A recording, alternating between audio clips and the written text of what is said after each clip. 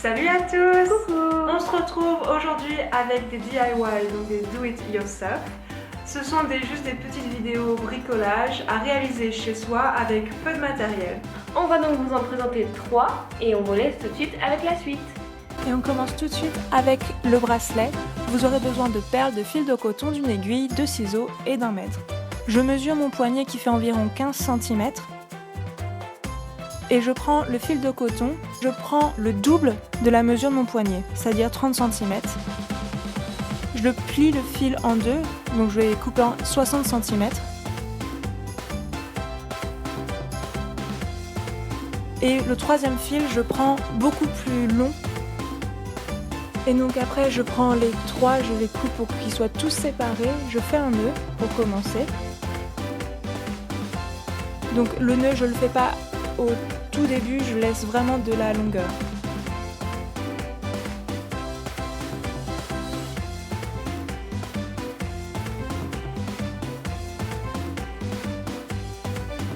Je vais commencer à tresser. Donc je fais juste une tresse normale. Donc si vous ne savez pas, les extrémités, je les ramène au milieu en passant les fils par-dessus les autres. Donc je tresse, je fais environ 3-4 cm.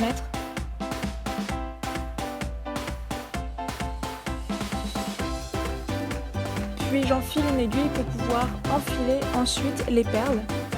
Vous enfilez bien les perles sur le fil le plus long, puis vous tressez. À chaque fois que vous allez revenir sur le fil le plus long, vous allez enfiler une perle et tresser normalement.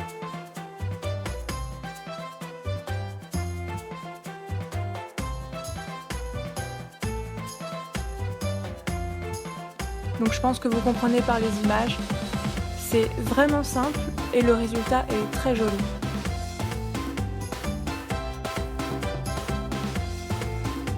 Quand je finis, donc j'enlève l'aiguille et je tresse normalement comme au tout début.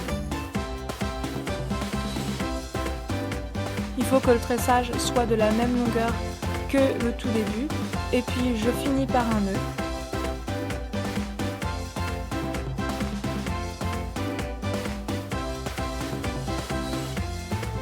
On va passer à l'étape pour finir le bracelet. Vous prenez encore du fil de coton, il n'y a pas de longueur particulière.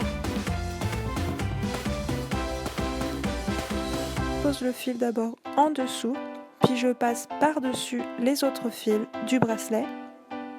Je prends l'autre fil et je vais passer sous les fils du bracelet et par-dessus le premier fil. Je pense que vous comprenez par les images, suivez les images, je ne sais pas trop comment vous expliquer.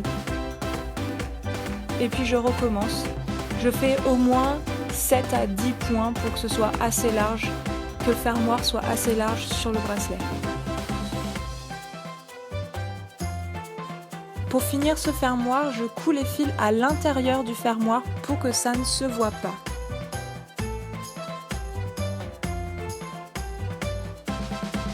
Je fais un nœud pour bien bloquer les fils et je coupe l'excédent. Avec les fils qui restent sur le côté, j'ai fait des nœuds pour pas que si on tire, les fils s'en vont et que le fermoir s'enlève. On espère que ce petit bracelet vous plaît. Passons au deuxième DIY. Ce sera un photophore. Donc vous aurez besoin de tout ce que vous voyez sur les images.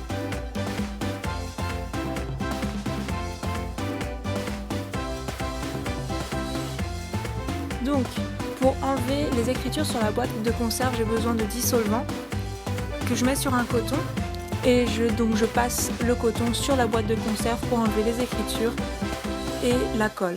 Puis je remplis la boîte de conserve de terre. Pour savoir où je vais percer ma boîte de conserve, je fais un dessin.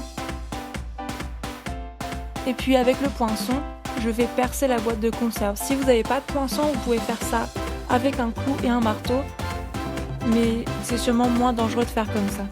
Donc trouvez quelque chose de bien pointu pour pouvoir percer votre boîte de conserve. Puis donc vous faites des petits points pour le percer et c'est ça qui va faire passer la lumière, que ça va faire joli la nuit. Je ne veux pas mettre de la peinture partout, donc ce que je vais faire c'est mettre du scotch où je ne veux pas au pied de la peinture, si vous voyez ce que je veux dire. et je vais passer à la peinture. Donc c'est de la peinture en spray, donc faites ça à l'extérieur ou dans une pièce aérée. Je laisse reposer quelques instants, je mets une deuxième couche, puis ensuite je fais l'intérieur. Quand la peinture est bien sèche, j'enlève le scotch et voici ce que ça donne. Et donc je vais vouloir l'attacher dans un arbre, donc je vais mettre un fil de fer.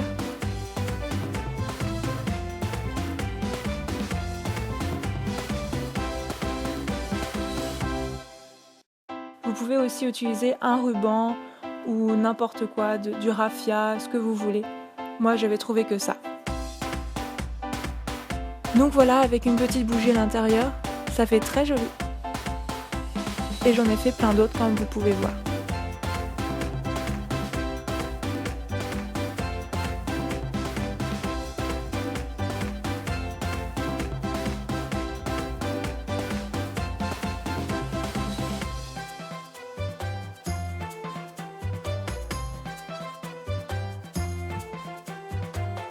Troisième et dernier DIY, ce sera une customisation d'un vieux jean.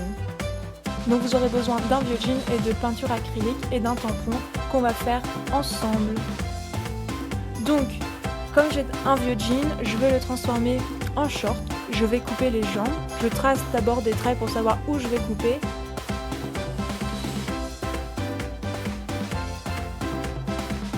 Puis, avec un ciseau à couture, je coupe les jambes du pantalon.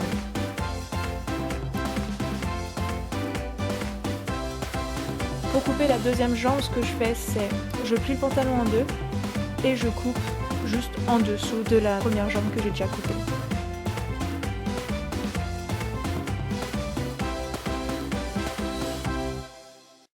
Et j'effiloche un peu le jean parce que ça fait un peu plus destroy.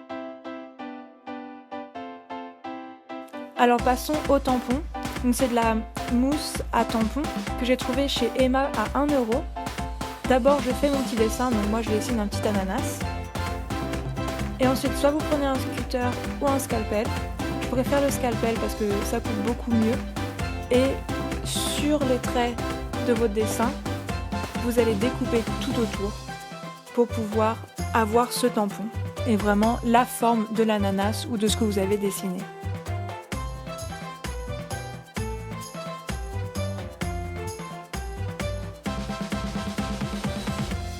Voilà ce que ça donne, et juste avant j'en avais fait un tout petit, donc je vais utiliser les deux. Avec la peinture acrylique,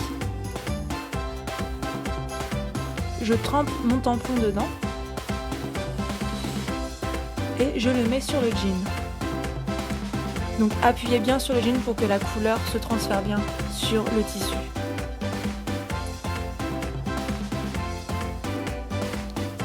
Et donc j'en fais partout sur le jean. À chaque fois que vous avez un peu de couleur de l'excédent, ramenez la couleur avec un pinceau à l'intérieur pour pas que ça fasse de gros paquets. Donc pour les plus gros ananas, j'ai utilisé de la couleur jaune et pour les plus petits, j'ai utilisé de la couleur un peu verte, bleutée.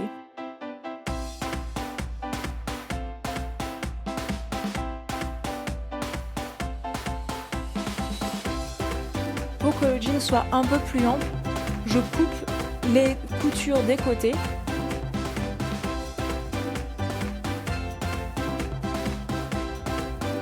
Et je vais venir coller l'ourlet.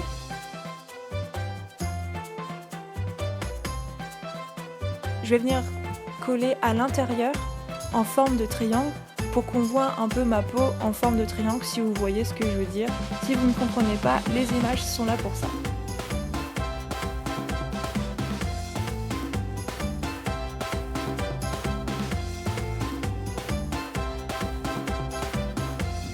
Et voilà le résultat. C'est une façon assez simple et rigolote de customiser ces tissus et ces vieux jeans ou n'importe quoi, ce que vous avez chez vous.